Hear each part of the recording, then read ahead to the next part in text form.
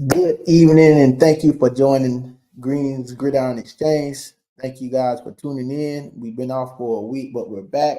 I'm gonna bring in my co-host, Royce Wheeler of PHMG and Andy V from SB Live. What's going on, fellas? Not much, man. Just ready to get talk about some football, man. We look like we got another little storm coming, so just get prepared for that. So we're gonna drop this show Monday instead of Wednesday, and hopefully give everybody something to watch while we're out of school and get prepared for Friday. What about you, Andy? Are you hearing anything as far as any games this week so far? I would be surprised if there's really any games played Friday night. Saturday to me would be a possibility, depending on if teams could get back on the field on Thursday. But I just don't see that happening. So to me, a likely scenario would probably be teams trying to play on Monday or even Tuesday and trying to figure out what they're going to do for next week. But I think it's a whole deal with, kind of like the FHSAA really, I think could implement some kind of week for makeup games, because right now, I mean, and I think people don't really realize either, we're not at the end of hurricane season. I mean, it's not like this week's it. There's you know, there's meteorologists out there saying there's more, another hurricane possibly coming. So All right. it's a mess. I'll say at the very least, it's a mess. Yeah, definitely. We're talking about the fields and everything that's going on. That's been a hot topic, the fields and the conditions as far as that. So, hopefully, we can have some playable conditions as far as that, and try to prevent some injuries of what's going on.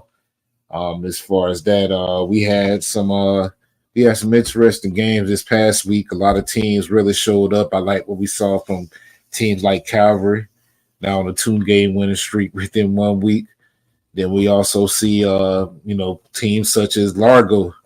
They're now on a 3-game losing streak. All of a sudden, a team that was hot on fire is kind of fizzled down a little bit, and it might be because of the timing. It might be because of what's going on. But I want to say let's go ahead and look at the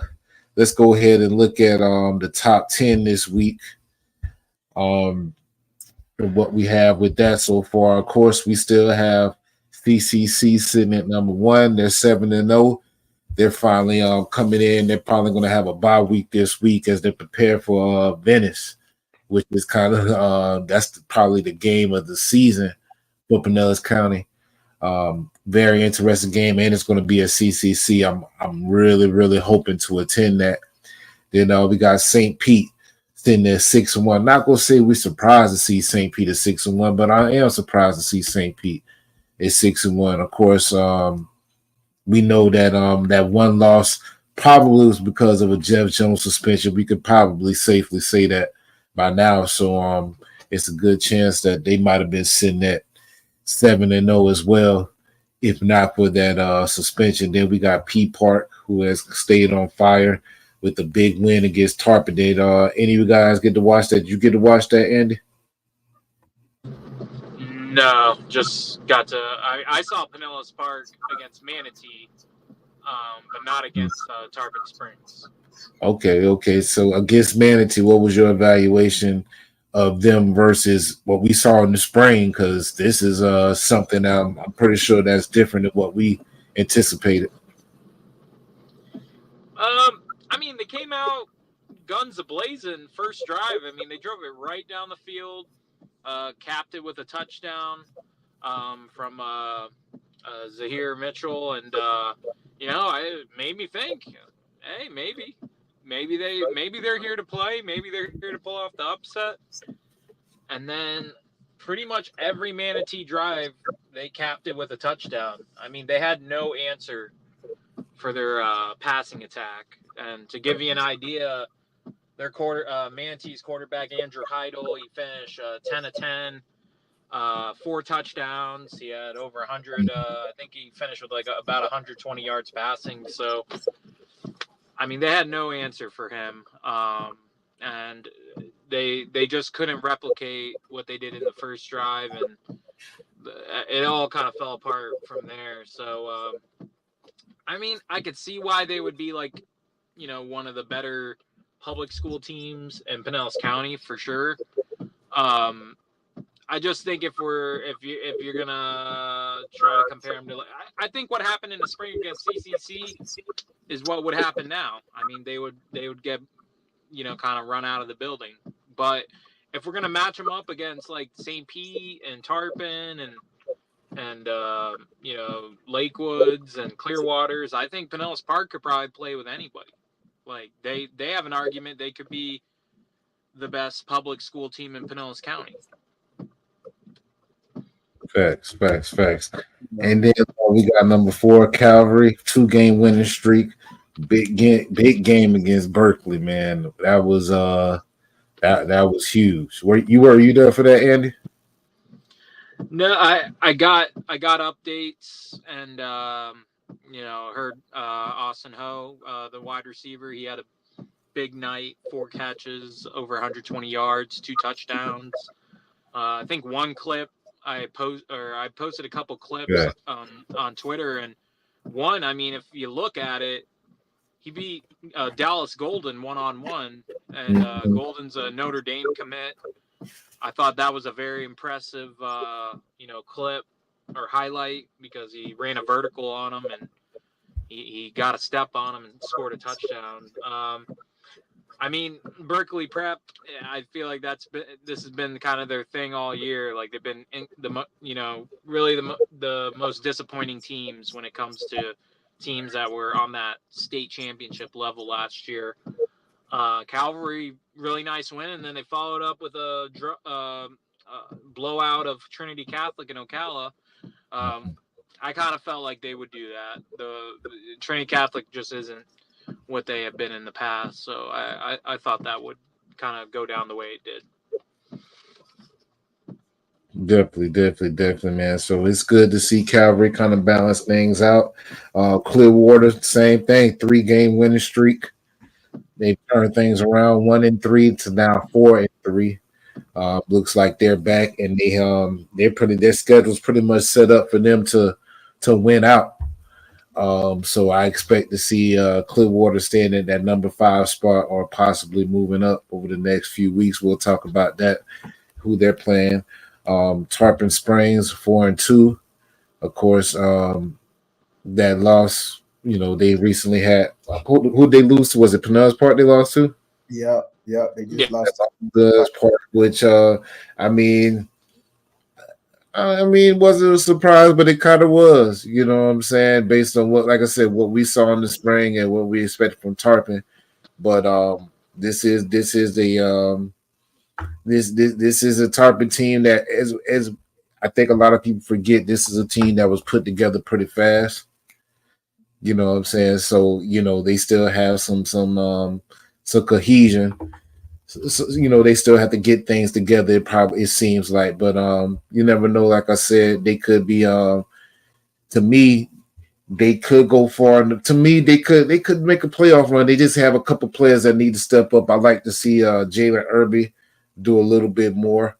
But I think that they definitely have the talent to make it. Largo 4-3. What you guys think about Largo?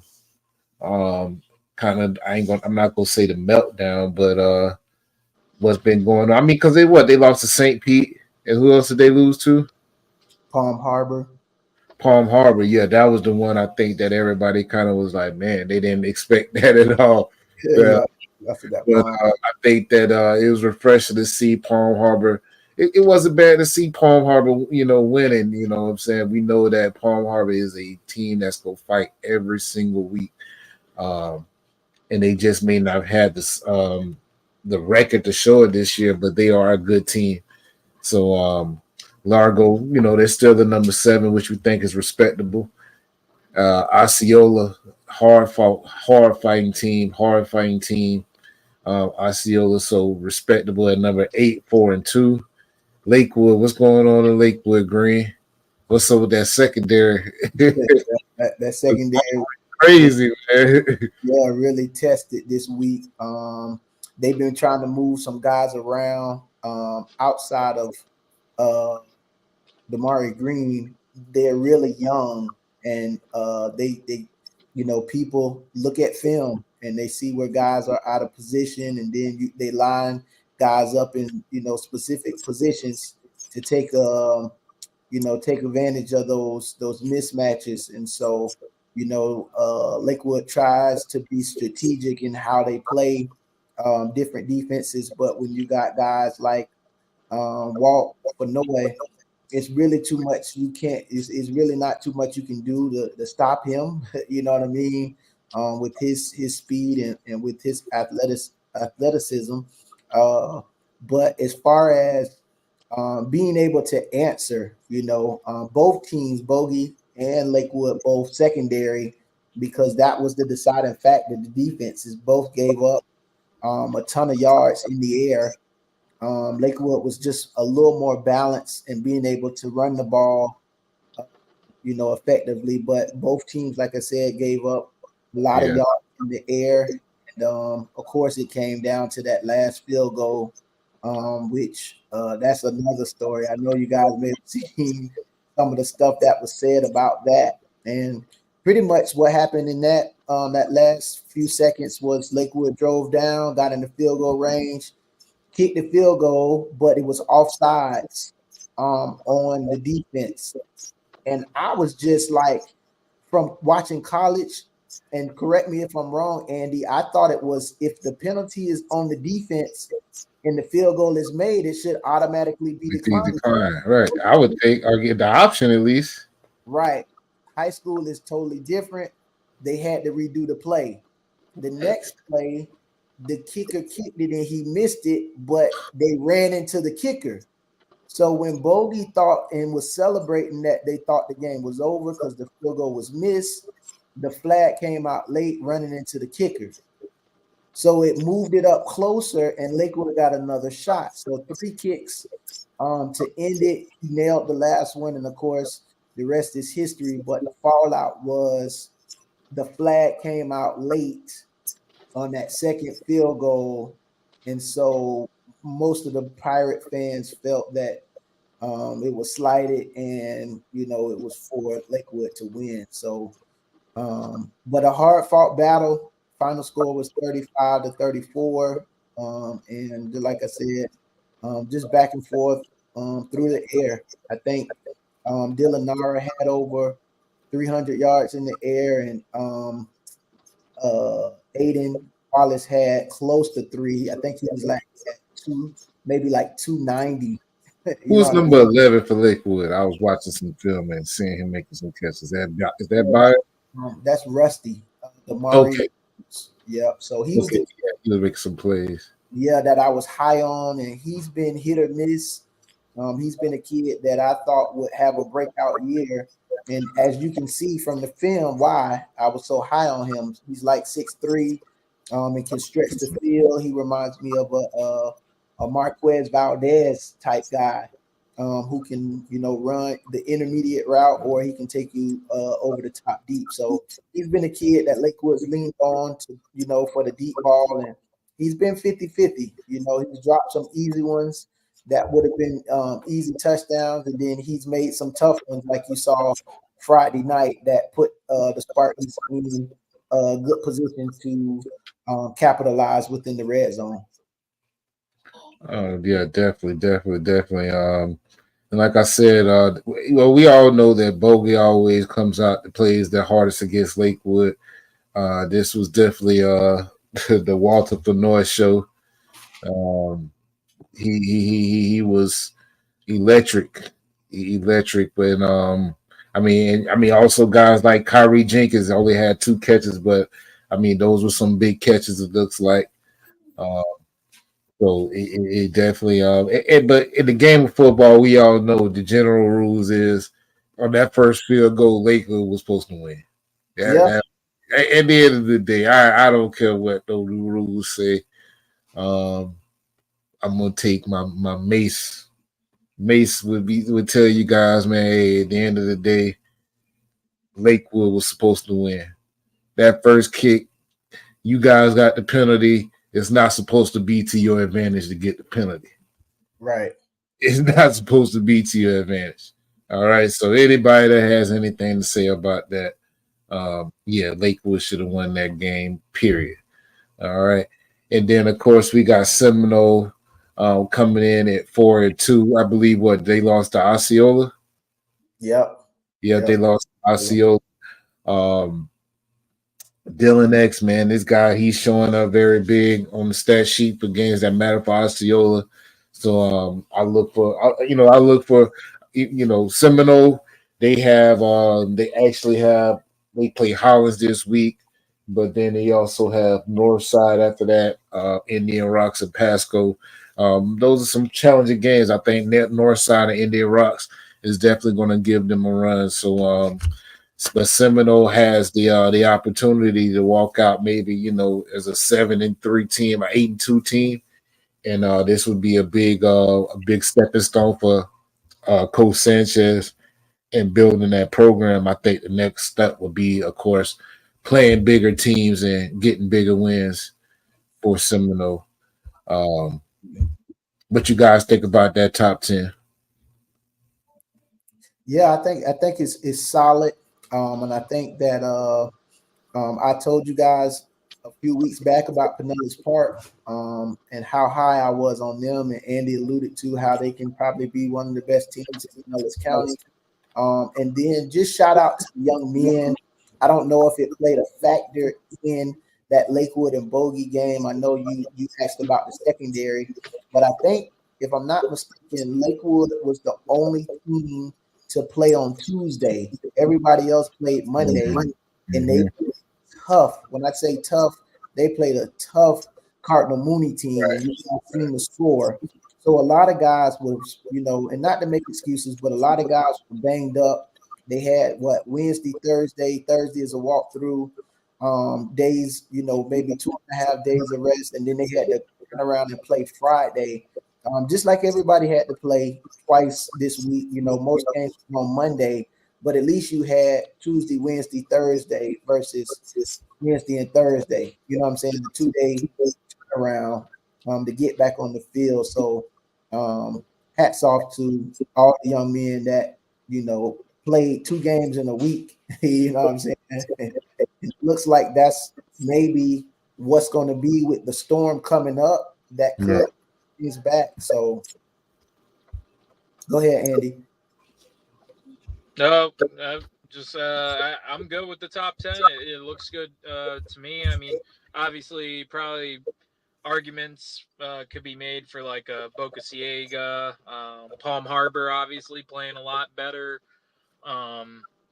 But I mean, to me, and then you got Northside and Indian Rocks, kind of fringe private schools, but they're, it's hard to judge how good they are just because anytime they play somebody pretty good, they get beat up pretty bad, and then I mean they're taking care of business against the teams I think they should be beating, but I don't think we're going to see enough substantially to like kind of catapult them in the top 10. But yeah, it's going to be difficult the rest of the way with the weather and this week. And you're right, I mean Cardinal Mooney's one of the top teams in the state, especially on a smaller level.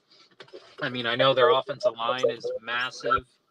I think they got a kid. He transferred in from West Virginia and was like the state of West Virginia is like #1 offensive lineman, and now he's at Cardinal Mooney. Real big kid. I think he's like 6'5", 330. So I mean, He's they got some hard to miss.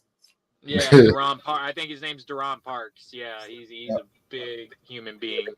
But yeah, I mean, for Lakewood to do 2 games in a week, Tuesday and a Friday, and to pull out that win against Boca Ciega, battle of the Southside teams. I mean, gritty win. I wish I could have, been able to see the ending or maybe catch the NFHS, filming of it. But sounds like a wild ending. But hey, they found a way. You could. The referees, what do they say at the games? Let the officials officiate, the fans spectate, and the players play. So the players are just playing the game, and officials are making the calls. So tough to put a lot into that. Another thing I want to add about that game too is so how this climax built was Bogey went down and scored, and it was like maybe 2 to 3 minutes left, and Lakewood had to drive 90 yards to go down and kick that field goal. So wow. Again, when you say like it's based off of this one kick that everyone is clamoring about, of course that's what everybody look at. But my thing is the final score was 35-34. So you mean to tell me out of all those points, you're looking at that one field goal? Right. How did you get in that position? So they had to drive the whole field, and they kicked the field goal with no time left on the clock. So again, you can blame that on the refs, or you can blame it on the defense that allowed a team to move down the field and kick a winning field goal. Now, somebody was saying that Lenoir not play the fourth quarter. So of course, a lot of those guys were cramping up. So with Lenoir having the game he had to go. He was in and out. All of them was coming up, because it was hot on Friday, very humid, and guys were just doing cramps and that anticipation and jaw jacking and going back and forth. It exuberated a lot of energy out of those guys, and so not being hydrated, a lot of kids were starting to. So if he wasn't in the fourth quarter, it was primarily because he probably was cramping up or just needed to take a break from all the hoopla. Right. Okay. Well, man, we're gonna go ahead and transition over to our Player of the Year candidates. A lot of that big game changed a lot of things. We actually got some final stats for how Lenoir is looking for the year, and he's having a big season so far, big enough to actually enter him into the Player of the Year talk. But of course, right now we have our number 4 athlete in the country. I believe he's right now, Mr. Jashawn Newton out of CCC, number 4 athlete, and we could see why, man. He surpassed the 1,000-yard mark for passing. Right now he has 475 yards. Probably get the 1,000 yards in the playoffs because we know playoff yards do count. So if he doesn't get it by the end of the season, we know that 9 times out of 10, playoff game or 2, he'll definitely touch that. And of course, we got half a set. We got Mr. Jones, who is the leading rusher in the county right now. Mr. Jones with 814 yards. Flick of the wrist right now as far as passing, 650 yards. Not as many touchdowns. Kind of matching that with his interception rate. Then we got Mr. Lenoir. He's currently number 3. He's just multi-purpose with 149 yards rushing, 450 yards receiving, which actually is leading in the county. And then, of course, he's been dynamic on special teams. And then when he's had to pass the ball, he's been able to do what he needs to do. We got Mr. Thomas here with 44 tackles and 9 sacks. He was the leading sack getting the county, but Mr. Brown right now is actually number 5 in the state, Noel Brown out of Clearwater. But Mr. Thomas, he's showing up every week with 9 sacks, 44 tackles. Mr. McNeil, pretty much he's taking the load at Pinellas Park, and he's either done probably what Mr. Tripp is going to do or probably maybe have exceeded that. We don't know. But Mr. McNeil, he has I don't think we've gotten his final stats from this weekend, so he probably has some more yards than that. Mr. Johnson, same thing with him. I don't think we've gotten his final stats, but 22 receptions, 429 yards. Very impressive. Mr. Johnson, he waited his time out at CAI, so we kind of anticipate a big season from him. A guy that we saw him in ninth grade at Tarpon Springs, he was a beast. So for him to make that, he went to Tarpon, the CAI, now he's back at Tarpon, he's doing big things. It's not a big surprise. And then, of course, we got Mr. Stark. We don't have his final numbers yet. But Seminole didn't really score a lot of points. I don't know what he did offensively or defensively. But I think right now he's kind of sitting at the bottom due to the competition that they're facing. He had an opportunity to show up big against Osceola, and kind of depending on what he did, that may, kind of change. But right now, we saw that offensively they weren't able to do anything. Is there anybody from the list that you guys think we might have missed, or are your rankings any different as far as players? Nah, I was just going to say we definitely needed to add Flanoy in there, especially after the game that he's had, this past Friday. But just overall, I think all of these young men just continue to produce. Right now, I don't see anyone, that's standing out like these young men. But I think all of them, man, are just tremendous ball players that some of these colleges definitely need to start recruiting. You know what I mean? Because, man, these guys can really play. All of them are exceptional young men on the football field. Definitely. What about you, Andy? No, it looks good. List looks good. I continue to think that I think you alluded to it earlier. I think St. Pete would probably be undefeated if Jeff Jones played in that game against Palm Harbor, and I think that just continues to speak about his value just to that team. And if he was to miss another game, they probably they would lose that game. I don't know. It's just he means that much to that team, and can make a great argument for Jershon. He's dual threat guy, and he's obviously the catalyst for what the Marauders want to get done offensively. So yeah, I mean, great list of like Green said, young gentlemen that I think are having standout seasons. Definitely. And there's been a lot of talk about, there was some talk. I know Mr. Watson said that Deshaun New might be the greatest player from Nuts kind of history. I know I made a post saying Jeff Jones top 5 after I saw him against Lakewood. I don't know how much history you've seen. I don't know how much you've seen, Andy, or I know Green, you've been around a long time. In your eyes and what you've seen, where would you rank these guys? Man, it's tough when you've seen so many great ball players come through throughout the years. Of course, you would have to go back to stats. It's easy to say when you see the person right in your face and it's relevant, right? Versus young men you've seen in the past and it's kind of out of sight, out of mind. Right. And I know you played with some guys that you said, man, this kid is dynamic, outstanding. Right. I think what gives Shawnee the nod is his resume, and he didn't his numbers didn't fall off. They improved, and he's gotten better, and he's improved with each year, and his numbers has progressed to be even better year after year. So I think that's what everybody looks at and gives him the nod.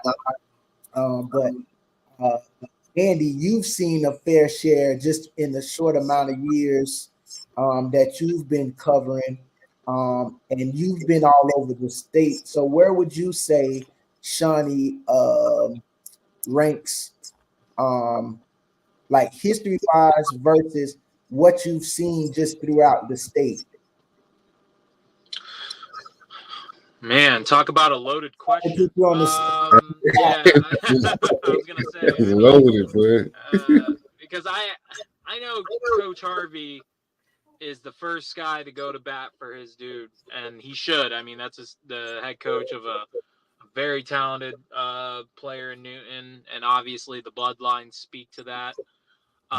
When we're talking about on a state level where he ranked, like, I wouldn't have an exact ranking. I guess what I would say is Jershon is at ATH. I mean, I see they've been toying around with him playing defense now as well. That wasn't something I think in his sophomore and even last year he really did, but this year sounds like I wouldn't be surprised against Venice if they have him out on defense a little bit, just because in those kind of games, I mean, you're literally holding nothing back. I mean, you're putting all your cards on the table and really just you're gonna do anything and everything. And for them, that's gonna be like that's gonna be the first of a couple games. Really, they're gonna have a shot to kind of send that message out there, not only on a state level but on a national level. Because I think the following week they play St. Francis Academy out of Maryland. So to me, like, you got two powerhouses in the next few weeks. So you gotta not. But going back to Jershon, I mean, I would just say I think he could play on really any of these upper echelon teams. I don't see how he wouldn't. I think he would be definitely a contributor. If we're talking as a quarterback or just a straight athlete, yeah, I mean, he's up there with those guys because, I mean, he's seen that kind of talent and he knows kind of what to be up against. And then when we're talking about in the county, I mean, man, so many names over the years really come to mind. And thing is, I mean, I'm not somebody that can go back and say, oh, I remember back in the 80s or 70s or whatever. I mean, like you said, we're kind of like in the now, but if we're going back based on the time that we can remember, I mean, you gotta throw in the names of, like, I remember like Ryan Davis from Lakewood. I thought he was a heck of a player when I saw him. You think of Artavius Scott from Eastlake. He's a heck of a player. I think the thing that not really anyone can match up with Jershon when it comes to the resume is, and if he gets it done this year, 3 straight state championship appearances. If they go to the state championship this year, I mean, that's 3 straight as a starter at quarterback. And I think that will be one of his, not only to match up with the stats, because he's been like a thousand guy as a passer and a runner, but I think you're going to be looking at who has done what he has done at the quarterback position for their team as a leader, as the field general. No one can say that. So he's going to be in a class of his own, and no one can argue that. There's not going to be, oh, well, Calandria could have, or LD Crow from Countryside could have, or, no one's going to say that, because there's like, no, they didn't do it. Only Jershon has done it. And that's where he'll be in a class all by himself. Yeah, definitely. Like you said, man, Ryan Davis, I've watched Chris Davis play. Chris was All-American. USA Today All-American. But even his stats, I don't think, I don't think his stats were comparable. Back then, the type of stats that Shawnee has now back then would have been easily All-American. No question. We're just in a time where everybody's kind of running and doing their thing. But the thing about Deshaun, coming up back then, we didn't have a lot of players that played 4 years varsity. I remember, Jason Teague. He was a player who I want to say Jason got 1,000 yards rushing all 4 of his years. So I think about players like that who were just productive and consistent players. You know what I'm saying? They didn't go out there. Dexter McCluster, oh man, I remember he ran all over us. He did his thing, At quarterback. No. Marcus Pascal did his thing on us at quarterback, and then they had Dexter in the backfield. So I've seen some great players out of Largo, but I definitely think with the state championship appearances, that would definitely put him in that top 3 category, if not at the top. And it's crazy that Jeff just happens to be in the same class as him, and he just doesn't have those deep playoff runs. As far as talent, I think that Jeff is definitely top tier talent. But I think that Shawnee is with those appearances, he's sort of in that Tom. He's in that Tom Brady and Pinellas County type mode where he's in that, and definitely if he wins, for only player to win the state championship, and he was there 2 times before. It's just unheard of. So I definitely think that best player ever come out of CCC easy. Jeff Jones, best player to ever come out of St. Pete easy.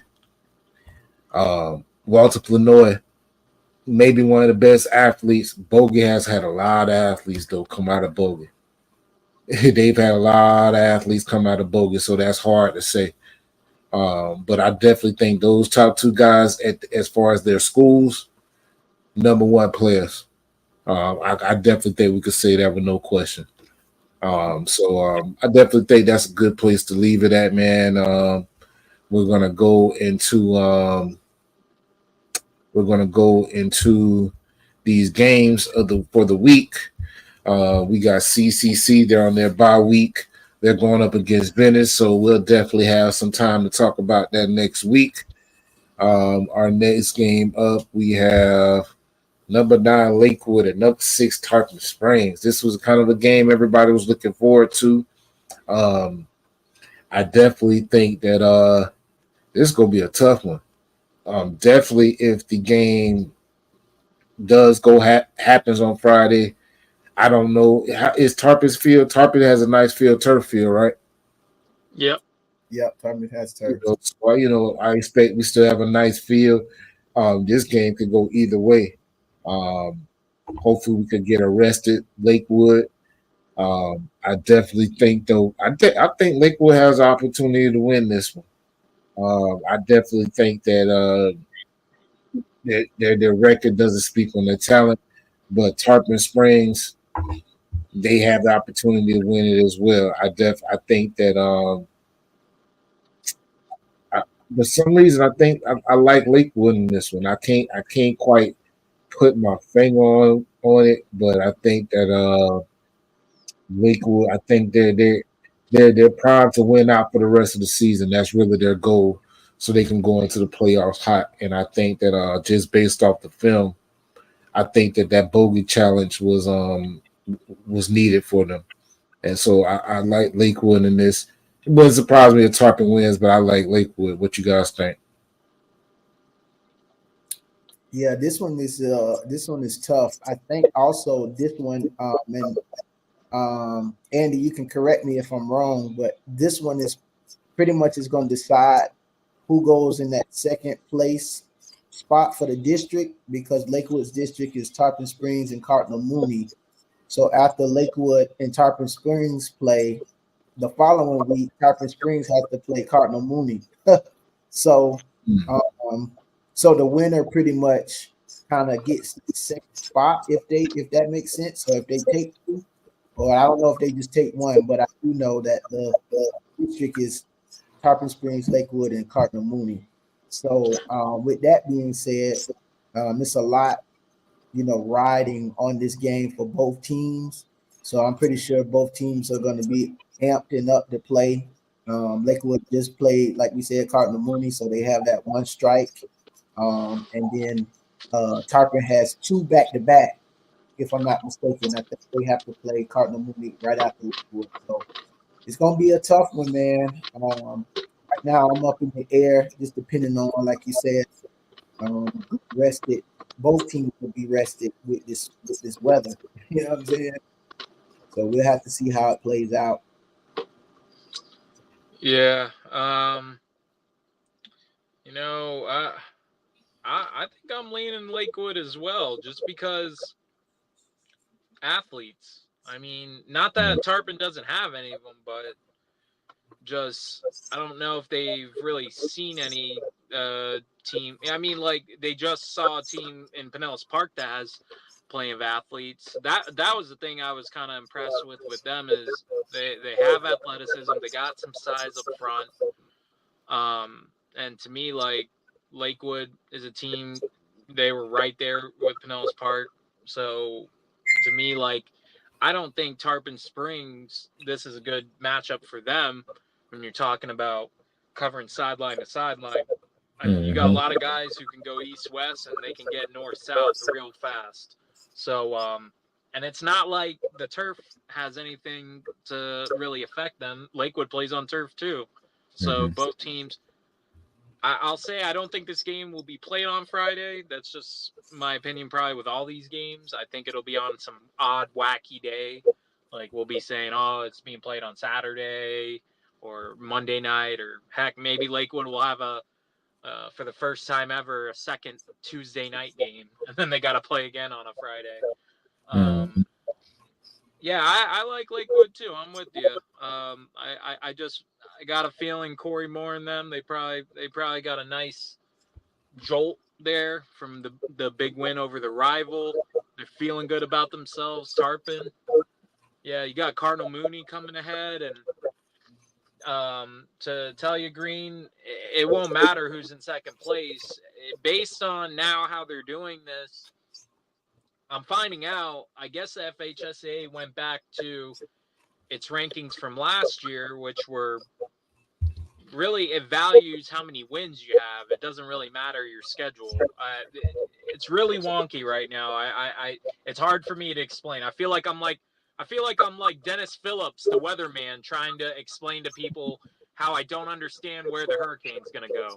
I don't know what to tell you about the districts. Like, other than if you win the district, you're going to go to the playoffs. Anything else? I don't know. I guess as long as you got wins, you're going to be in. And if you don't, that's the thing that's going to hurt Lakewood. They may not have enough wins to go to to be in the playoffs. Gotcha. So that's going to be tough, because the way I'm looking at Lakewood's schedule, I mean they got a tougher schedule. So yeah, they got a gauntlet. Kind of stinks for a lot of teams that decided to load up their schedules, because I looked at the FHSA rankings I think it was yesterday. They had St. Thomas Aquinas as the 29th best team in the state. I said, there is not 28 teams better than St. Thomas Aquinas. I can tell you that right now. Definitely not. So these rankings, I'm telling you, they are something crazy. Yeah, definitely not. So you like Lakewood, Andy? I like Lakewood. I'm with you. I'm buying that. Okay, cool. So we got St. Pete versus Northeast. This is another game, man. Northeast is gonna show up. They always show up against St. Pete.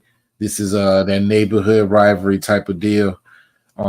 Northeast is ripe for a win. Jeff Jones is definitely doing his thing. Wouldn't surprise me once again if they win. But I've watched some tape of Northeast. I watched some tape of Keaton and Neener, the quarterback. He doesn't look bad. He's not a bad quarterback. Nice arm, nice pocket presence. He does not look bad for Northeast. Northeast just has not been able to really put it all together as a team. But he's not a bad player. I think this will be a close game. I'm going to give it to St. Pete because they're at home, but I think this will be a close game. I think Northeast is going to come out ready. It wouldn't be surprising me if St. Pete maybe wins by a field goal, maybe a touchdown.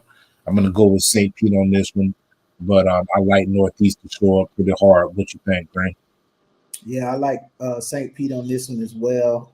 That loss to Osceola that Northeast just took kind of just seems like, kind of like the wind has been knocked out of those guys. I wouldn't have expected them to beat Osceola just because of, Osceola is a real talented and very well, coached team, but I just see where Northeast Scots has so many deficiencies, man, and it's going to be tough to stop Jeff Jones. So, I like Pete. So you like St. Pete? Yeah. Okay. What about you, Andy? Same. I'm gonna go with St. Pete. I think they, they're starting to play some of their better football here down the stretch, and yeah, I mean, anytime you get these St. Pete teams together, I mean, usually pretty good game. But you just gotta like the Green Devils. As long as Jeff Jones is on that field, I like them to win the game. Definitely. Definitely was this could be one of those games where if Northeast does bring it, don't be surprised if Jeff Jones hits that 1,000-yard mark. And really takes it, takes that ball in his hands and hits that 1,000-yard mark. So our next game would be IMG White and number 4 Calvary. I'm gonna lead off with this one, Andy, because I'm pretty sure you've seen IMG White. I've seen their stat sheet, and it's pretty good. Quarterback's good. I think there was their top receiver. I forgot his name, but he showed up on he's pretty much their touchdown guy. Have you seen them play IMG White? I haven't seen IMG Academy White play. I've seen IMG Academy National play, which if that was the case, we would just end the conversation now because the national team would blow them out of the water. Right. But IMG Academy White, I like this game. This is I think on paper, this is a pretty even game. I don't think this is I think you can make the argument for either team. I'm gonna give Calvary the edge. I think I think their offense is starting to kick it into gear. I think early on they weren't really kind of finding their way. It seemed like they were just. I think the games they played early on against these tougher teams like Bishop Row, First Baptist, these games are battle toughening them for games like this. Like this is a game that they're not of those two teams I just aforementioned. They're not at that level.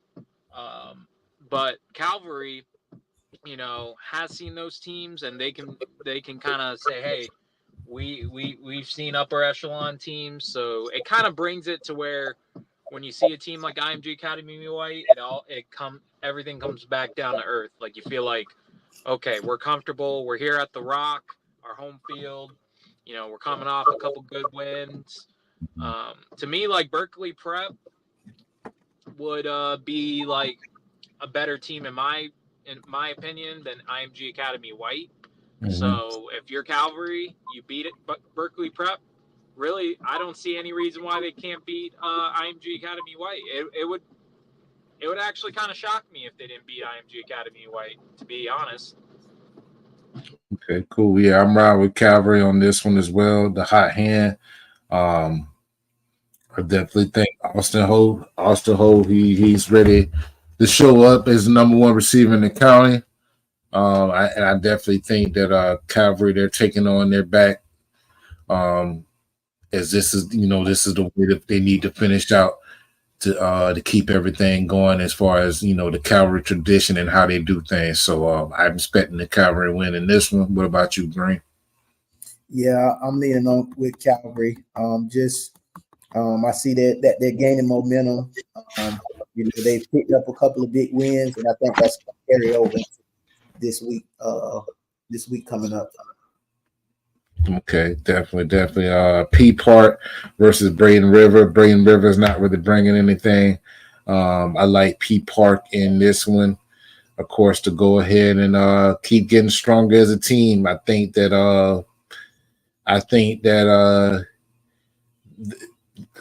they beat Largo, correct?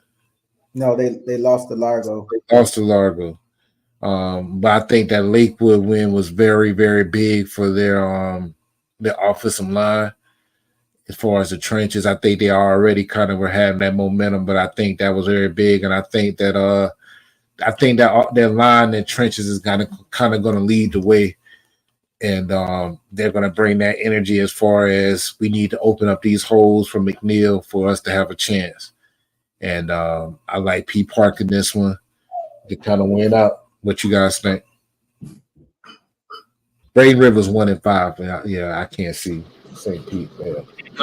Yeah, this is a different Manatee type of team, not the Manatee Hurricanes that Pinellas Park just saw. Yeah, I like the Patriots to bounce back, win this one. Braden River, not the team they've been in years past. I know last year they were pretty decent, but this time around, definitely just they're under a new regime. So I think kind of really working out all the kinks and everything. Yeah, I think Pinellas Park should take this one. Yeah, P Park for me as well. And not because I'm biased because I'm alumni, but just because I think that they have the formula. Like they prepare well for each team. They definitely will attack weaknesses on the defense for Braden River, and I think that's what's going to cause problems for them. So, like Pinellas Park, are they at Pinellas Park or they at Braden Yeah, River? Pinellas Park. Okay, yeah, that's it. Then we got Clearwater versus River Ridge. Now River Ridge is 6-1, but I think that's a deceiving 6-1. I don't think they've seen the type of talent Clearwater's seen. So I'm going to ride with Clearwater on this one. I think Clearwater has the opportunity to win their last 3 games. I mean, they got East Lake, Countryside, and River Ridge. So Clearwater definitely has the opportunity to win these 3 out, had a hot hand going into the playoffs. I like Clearwater on this one against a 6-1 River Ridge. And yeah, I think like I say, I think Clearwater they had the opportunity to go in hot. I think that they possibly have, like I say, the best, maybe one of the best offensive lines in the county, best lineman in the county, Noel Brown. I like Clearwater on this one. What you guys think? Yeah, I think Clearwater will be able to handle just because of the previous games that they played in. They played a tough Wiregrass, lost to them, barely. Lost to a tough Lakewood team, then turned around and beat a tough Largo team, and recently won. And so just been on the road, like you said. I think that they've kind of some momentum. I think they found their stride, and I think they get the win against River Ridge. Yeah, I think I just got to see River Ridge for like a half against Mitchell, and for a half, I mean they gave Mitchell kind of everything they wanted, and then in the second half, River Ridge kind of just wilted. They didn't score any points. This River Ridge team, well coached by Fred Reed. I think it'll be kind of like the golf game for Clearwater. Like it'll be kind of close in the first half, but I think Clearwater will pull away by multiple scores. I just don't think River Ridge has enough athletically. They're going to want this game to be low scoring and really like a defensive slugfest kind of game. I think if it becomes a track meet, I mean, Clearwater's going to run away with it. This with a win here, the Tornadoes are going to pretty much wrap up the district title. But this is a River Ridge team that I would say they can't take lightly, because they can certainly, I think they're better than golf at this point just because of their consistency. They're just fundamentally sound. So I think Clearwater's they're gonna have to bring it. I would say if they come if they come up kind of, we got this, whatever, it could sneak up on them. But I'll say it's that Largo game when they beat Largo. I remember when we talked that week, I said, this is it. This is the make or break, because now you got Largo, Gulf, you got River Ridge. They just had these games that each one was going to mean a lot. And I think when they won that Battle of Missouri Street there, that was it. That was the confidence boost they needed to take them the rest of the way. Yeah, definitely. Okay, cool. And then last two, we got Seminole and Hollins. We know what that means. We know pretty much what that's going to look like. Seminole. Yeah, Seminole. Hollins. I was going to say Hollins on this one. What? Coach Jason Stokes is going to love you for that one. Listen, man, you never know. Now Hollins got Bobby McAfee back there. You never know. Yeah, Hollins might show up. Now, I mean, hey, they might be. You don't know. Yeah, I mean, hey, let me not. Hollins too. They got to go to. They might show up, man. Over there, Any given Friday. Oh man! Now we might as well say Countryside's got a shot. Holland's gonna watch this and gonna show us what they made. You know what? That is true. I find that when teams hear about how much they're doubted, that is such a motivating thing more than ever. It's unbelievable. Coaches thank me. They're literally like, Andy, thank you for saying what you said. That was my motivation to the kids. And I'm like, really? Like, you ain't got nothing else you could use? No board material, nothing, huh? Yeah, I guess you know what that says. At least they're listening. At least they're reading. Thank you. That's good. Thank you. Yeah, I had a couple of guys say some stuff to me on Friday night. Because I did the little article on the week, and they didn't say it to me directly, but I'm in the area, and some of the bogey guys were like, yeah, man, they predicted us to lose, but they put the score, and I'm the only one who put that. So I'm like, yeah, they throwing shots. Yeah, they saying lose by this much, and I'm like, well, if that's what's gonna fire you up, Man, I was at church, man, 2 Sundays ago, and they had the people from Largo attacking me. I just happened to look at my phone. They attacking me all the way in, talking about we trying Largo and all that. This when they lost 1 game. Now they on a 3-game losing streak, but yeah, had them coming at me. I'm like, man, this ain't even me. This is my little sister. So she's answering them and telling them, man, man. But I mean, I know you're listening. We ain't lying. We telling the truth. It's a lot of times it happens like we say, man. And I didn't expect to go on a 3-game losing streak, but it happened. But we got 22nd Southeast, number 8 Osceola Southeast. Not bad, man. It's gonna be a tough one. I think Southeast might pull it out. What you guys think? I'm with you. Yeah, I didn't see. Did Southeast just played somebody in Pinellas, then and they lost, right? Braden in Southeast. Is that who they playing? Yeah, I don't know. I don't know about that. I don't know about that one. I don't think so. Okay, maybe it was another Southeast I was looking at, but hopefully the Osceola Warriors can go down and because it's like they both got the same mascot, right? Same helmet. They got the Seminoles. They're the Seminoles. So yeah, it's Seminoles, but yeah, the spear. Yeah, I remember when Adrian McPherson used to have that on his helmet. That's why I was like, it's the spear. Yeah, it's the spear. On the helmets. But we all out of time, man. I appreciate y'all, man. We'll see y'all, man, and everybody be safe during the hurricane. Hopefully, we're not too late for you guys to get that message. I'll holler at you later. All right. Later, guys. All right, later.